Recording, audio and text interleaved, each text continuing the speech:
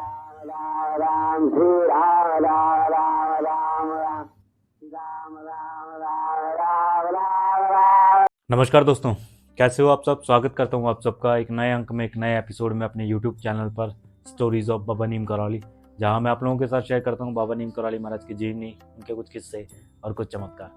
दोस्तों, महाराज जी की भक्तवत्सलता के लिए कई सारे किस्से हम लोगों ने आपको सुनाए हैं और कई सारी कहानियाँ आप लोगों को बताई है, जिसमें महाराज जी की भक्तवत्सलता के बारे में पता लगता है कि महाराज जी अपने भक्तों से कितना ज़्यादा प्रेम किया करते थे, कितना ज़्यादा उन अपने भक्तों को चाहते थे और किस हद तक जो है उनकी सहायता किया करते थे।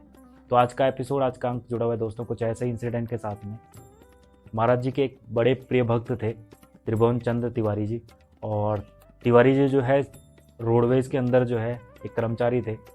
एक बार की बात है दोस्तों, तिवारी जी के जो सीनियर अधिकारी थे उन्होंने एक बार तिवारी जी को जो है किसी दूसरे बस स्टैंड पर ट्रांसफ़र कर दिया था, और जो दूसरा वाला बस स्टैंड था वो तिवारी जी के घर से थोड़ा सा ज़्यादा दूर था, और इसीलिए जो है जल्दबाजी के अंदर तिवारी जी जो है घर से बिना खाना खाए हुए निकल गए थे और जल्दबाजी के अंदर जो है टिफ़िन भी ले जा पाए।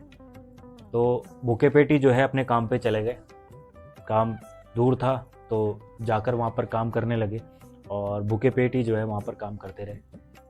इधर जो है महाराज जी कैचीधाम आश्रम के अंदर थे, और जैसा कि आप लोगों को पता है महाराज जी बड़े अंतर्यामी हैं, त्रिकालदर्शी है। उन्हें अपने भक्त की इस दशा के बारे में पता चल चुका था। उनसे जो है अपने भक्त को इस तरीके से भूखा देखा नहीं गया, और तब उन्होंने जो है आश्रम के अंदर जो उनके रसोइये थे उनसे बोला कि जाओ कुछ पूड़ियाँ और सब्जी बनाओ और एक बड़ी सी टोकरी के अंदर बांध के मेरे को दे दो।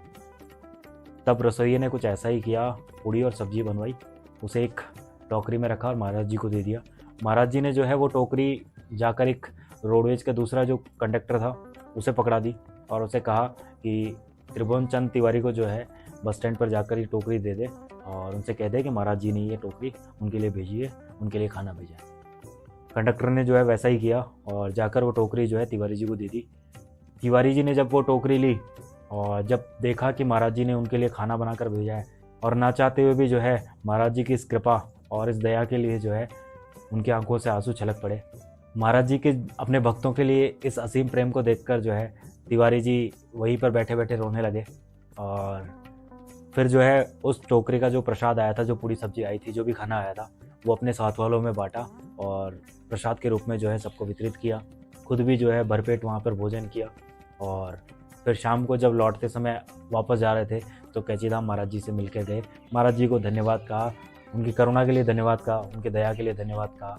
तो इस तरीके से कहते हैं कि महाराज जी अपने भक्तों को बड़े प्रिय थे, और भक्तों का ख्याल भी महाराज जी उतना ही रखा करते थे जितना भक्त उनका ख्याल रखते थे। महाराज जी अपने हर भक्त की चिंता किया करते थे, और उनका भक्त कभी भी किसी छोटे से छोटे या बड़े से बड़े संकट में महाराज जी तुरंत उसकी सहायता किया करते थे, तुरंत उसका जो है समाधान किया करते थे। तो आज के अंक में, आज के एपिसोड में इतना ही दोस्तों। मिलते हैं अगले अंक में, अगले एपिसोड में। आज का एपिसोड आप लोगों को अच्छा लगा हो तो लाइक कीजिएगा, शेयर कीजिएगा और चैनल ज़रूर सब्सक्राइब कर लीजिएगा। मिलते हैं अगले अंक में, तब तक के लिए धन्यवाद। जय हिंद, जय भारत, जय महाराज जी की, जय बाबा नीम करौली महाराज, जय श्री राम।